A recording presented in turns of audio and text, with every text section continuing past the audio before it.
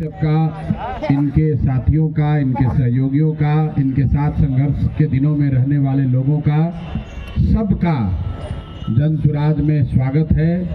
आप अपने घर में आ रहे हैं, आपको ये चिंता नहीं करनी है कि हम लोग पहले भाजपा में थे कि कांग्रेस में थे, उसका कोई महत्व नहीं है। आप बिहार के बेटा हैं, बिहार के लड़के हैं और आपके लिए जन सुराज का दरवाज़ा हमेशा 12 बजे रात में भी खुला हुआ है। कोई दिक्कत वाली बात है नहीं। हमारे लिए, हमने जो प्रेस में कहा, मन बैठ जी मनीष जी, हमारे लिए मनीष जी ये यूट्यूबर नहीं है। हमारे लिए मनीष कश्यप भाजपा के पुराने नेता नहीं हैं। हमारे लिए बिहार के वो लड़के हैं जिसने अपनी क्षमता से, अपने बुद्धि से, अपने पराक्रम, अपने प्रयास से, माँ बाप से नहीं, माँ बाप का तो खाली आशीर्वाद ही है, लेकिन इसी बिहार की गली सड़ी व्यवस्था से निकलकर न सिर्फ अपनी पहचान बनाई, पूरे बिहार में, बिहार के बाहर भी अपना डंका बजवाया। तो सबसे ज़्यादा मैं उन लोगों का सम्मान करता हूं जो अपने दम पर अपनी ज़िंदगी जिन्होंने खड़ा करी है। मनीष कश्यप को भाजपा ने नहीं बनाया है, मनीष कश्यप अपने दम पर बने हैं। उसके बाद भाजपा वालों ने इनको अपना जगह दिया। प्रशांत किशोर को किसी नेता ने नहीं बनाया है। हम लोग अपने माँ बाप के आशीर्वाद से, गुरुओं के सिखाए हुए रास्ते पर चलकर अपने दम पर अपना पहचान बना लिए, सबका मदद किए हैं। हम लोग, कोई नहीं कह सकता है कि हम प्रशांत किशोर को बढ़ा के आगे कर दिए। तो ऐसे मनीष कश्यप और प्रशांत किशोर दो लोग नहीं हैं, हजारों ऐसे बिहार के लोग हैं, लड़के हैं जो अपनी प्रतिभा से, अपनी मेहनत से, अपनी क्षमता से लड़कर आगे जगह बनाया है उन्होंने। और जन सुराज वही व्यवस्था है, प्लेटफॉर्म है।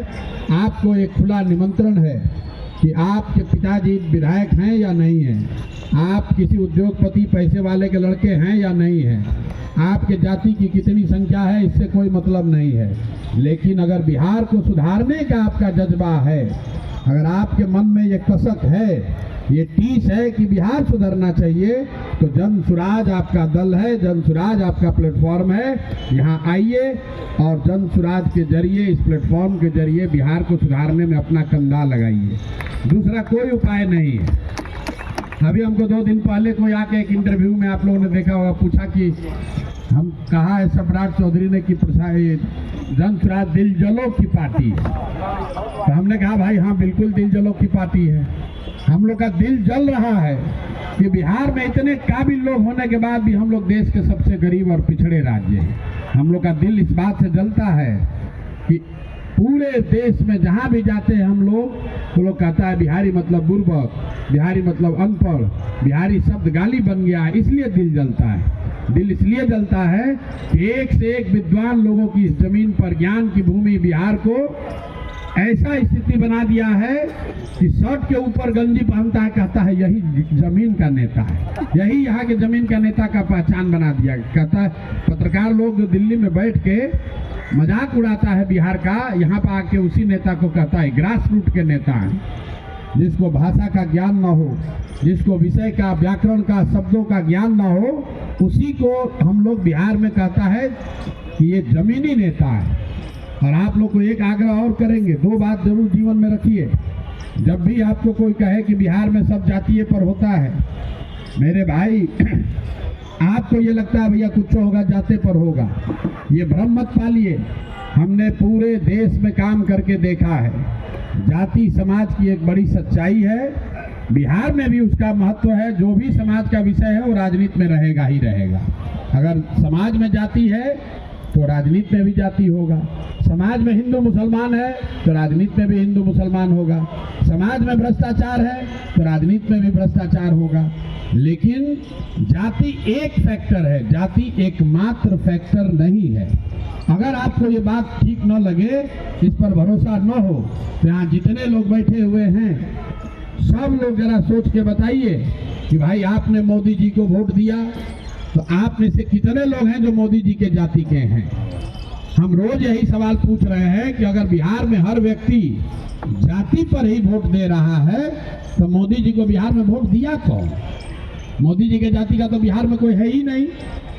अरे भाई, ये लोगों ने बिहार के प्रति पूर्वाग्रह बना लिया है कि बिहार काहे पिछड़ा है, वहाँ तो सब जातीय पर होता है, भाई बिहार का लड़का काहे अनपढ़ है, वहाँ तो सब जातीय पर होता है। इस चीज को आप दिमाग से निकालिए।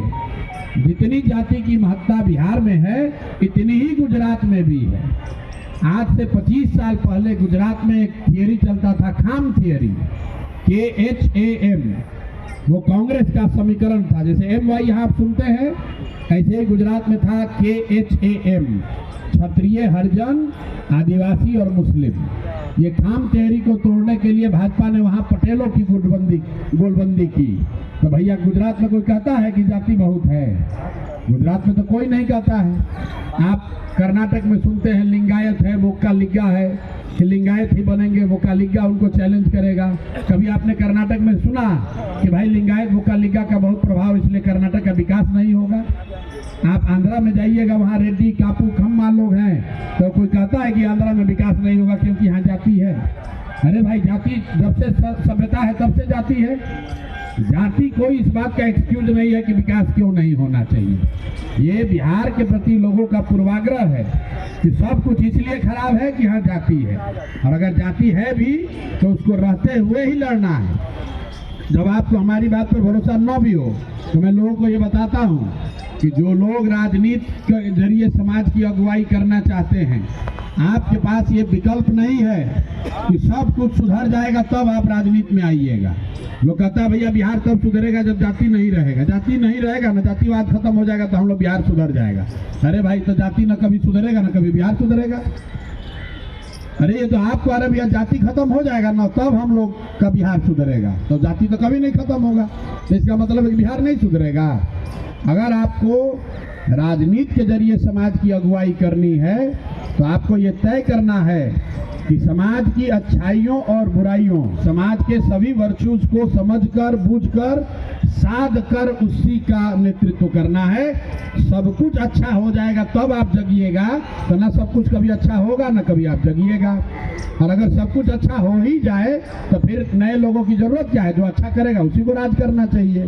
तो आप सब लोग यहाँ आए हैं मनीष जी के इस जन स्वराज से जुड़ने के अवसर पर, इसके साक्षी बन रहे हैं।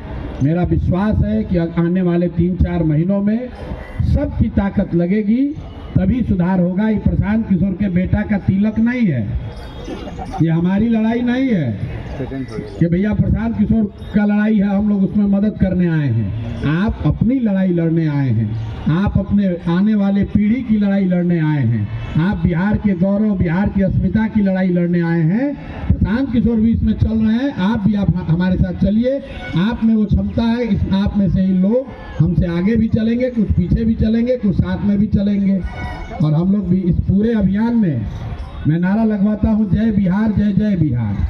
तो लोगों को समझ में नहीं आता है ये काहे नारा लगवाते हैं। ये नारा इसलिए लगवाते हैं कि जब तक बिहारी कहे जाना गौरव का विषय ना हो, गर्व का विषय ना हो, तब तक हम लोग उन नेताओं का, उन दलों का नारा नहीं लगाना चाहते हैं जिन्होंने बिहार को इस स्थिति में पहुंचाया है, इस गर्त में पहुंचाया है। ऐसा नहीं कि खाली विरोधी के लिए है, इसके लिए प्रशांत किशोर भी दोषी है, इसके लिए मनीष कश्यप भी दोषी है, इसके लिए आप, हम सब दोषी हैं।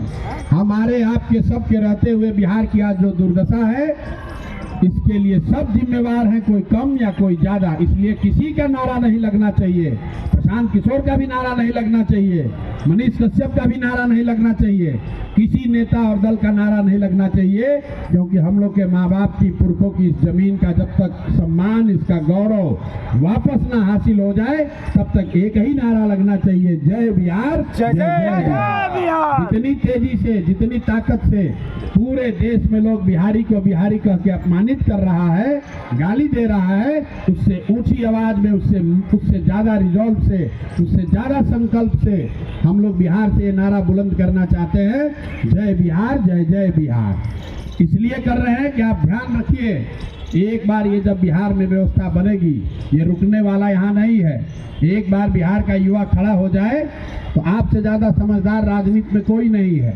हम देश भर में राजनीतिक दलों के साथ हमने काम किया है। मैं आपको एकदम दावे के साथ बता रहा हूँ, बिहार में और कुछ होके चाहे ना, लोग के राजनीति के खूब बढ़िया समझ बा। यहाँ पर जैसे हम लोग कहते हैं गुजरात में लड़का पैदा हुआ उसको व्यापार का धंधा का समझ है, वैसे ही यूपी बिहार के लड़कों को और कुछ समझ हो या न हो, उसको राजनीति का खूब बढ़िया समझ रहता है। आप किसी गांव में जाइए, 4 गो लड़का जो पढ़ा लिखा नहीं है, नौकरी नहीं है, बेरोजगार है, घर में पैसा नहीं है, 4 गो लड़का बैठता है, आपको कश्मीर से लेकर कन्याकुमारी तक का सारा पॉलिटिक्स और पॉलिटिकल गुणागणित बता देगा। तो एक बार अगर हम लोग जग जाएंगे, एक बार ये व्यवस्था बन गई तो ये लड़ाई यहाँ रुकेगी नहीं, ये शुरू हो रही है बिहार से। एक बार बिहार का युवा खड़ा होगा, आप मेरे पर भरोसा रखिए, पूरा देश का राजनीति का निडिल घुमाकर बिहार की ओर कर देंगे, बिना इसके होगा नहीं। इस ग्रुप में बहुत सारा लोग बैठा है, सोशल मीडिया वाला लोग कहता है यूट्यूब पे मेरा इतना फॉलोअर है, कोई कहता है भैया फेसबुक पर 10 मिलियन हमको लोग देखता है। आप जरा याद कीजिए 2011-12 से पहले बड़े बड़े सूरमा देश का किसी को नहीं मालूम था कि फेसबुक किस चिड़िया का नाम है। कम से कम राजनीति में सोशल मीडिया का भी कुछ प्रभाव हो सकता है। 11-12 से पहले किसी को नहीं मालूम था, गुजरात के लोगों को भी नहीं मालूम था। गुजरात के लोगों को भी ये जानकारी, ये समझ इसी बिहार के लड़के ने बताया समझाया है, उससे पहले उनको भी नहीं मालूम था। हमारी बात पर भरोसा नहीं है तो जाके हम सब फेसबुक के आप लोग मास्टर जाके देखिए मोदी जी का फेसबुक कब बना है, 2008 में। 2011 में जब हम आए तो उसमें 65,000 लोग फॉलोअर था, एक को पोस्ट भी नहीं होता था। और जब हमने छोड़ा है तब 1.5 करोड़ उस समय उनके फॉलोअर हो गए थे और पूरा देश में लोगों ने मान लिया कि सोशल मीडिया का भी कुछ इस्तेमाल हो सकता है। और अब तो आप देख रहे हैं बिहार में एक लड़का है, उसका 1 करोड़ फॉलोअर है।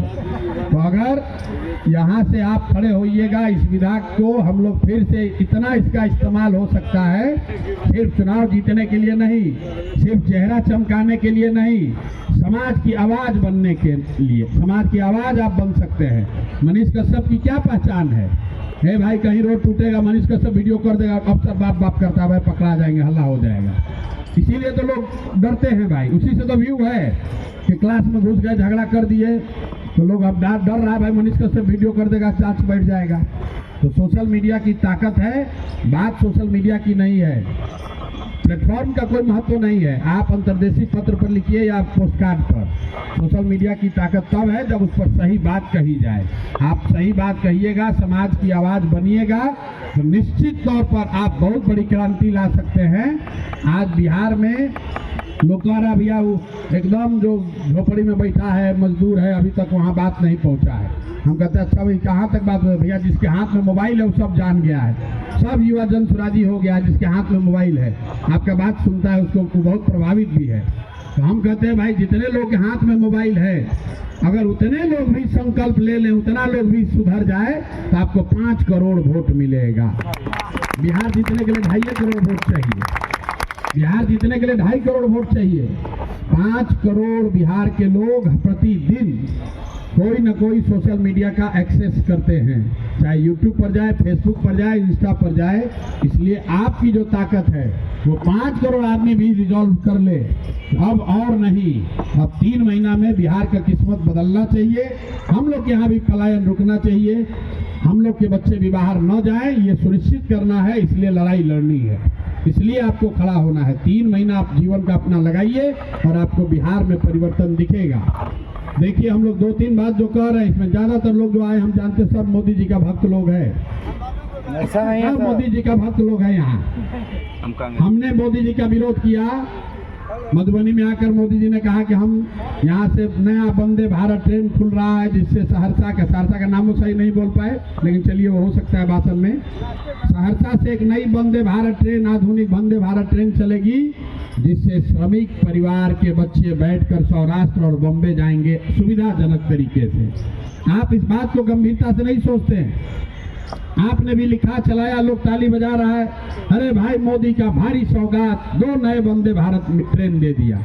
अरे भाई मोदी जी क्या कह रहे हैं कि सहरसा का, मधुबनी का, मधेपुरा का लड़का, आपका भाई बिहार का लड़का यहाँ से बोड़ा की तरह देख रहे हैं, ये ट्रेन में बैठ के जानवर की तरह बैठ के जाएगा सौराष्ट्र, और फैक्ट्री लगेगी सौराष्ट्र में, और बिहार का लड़का जाएगा मजदूरी करने। आज़ादी से पहले अंग्रेजों ने भी तो यहाँ से लोगों को स्टीमर पर बैठा कर ले गए थे, अंग्रेज भी तो ले गए थे मॉरिशस में, फिजी में, त्रिनिदाद में, कि चलिए वहीं पर आप खेती कीजिएगा। आपके हमारे 4-5 पुश्त पहले के पूर्वज वहाँ जाकर किसान बन गए, मजदूर बन गए। अब 3-4 पुश्त संघर्ष करने के बाद कुछ स्थिति सुधरा है, वहाँ पर भी कब्जा करके सब अब हो गया वहाँ का राजा। लेकिन यहाँ से हम लोग को इन लोग ढो ढो के ले जा रहा है गुजरात, महाराष्ट्र। ये बहुत बड़ा अपमान का विषय है। आप बताइए, वंदे भारत ट्रेन खाली बिहार से चल रहा है भाई, मध्य प्रदेश से भी चल रहा है, उत्तर प्रदेश से भी चल रहा है, गुजरात से भी चल रहा है। मोदी जी कभी ये कहे कि गुजरात से जो नई वंदे भारत ट्रेन चलेगी उससे लोग, गुजरात के लोग बैठ कर जाएंगे तमिलनाडु और महाराष्ट्र में नौकरी मजदूरी करने?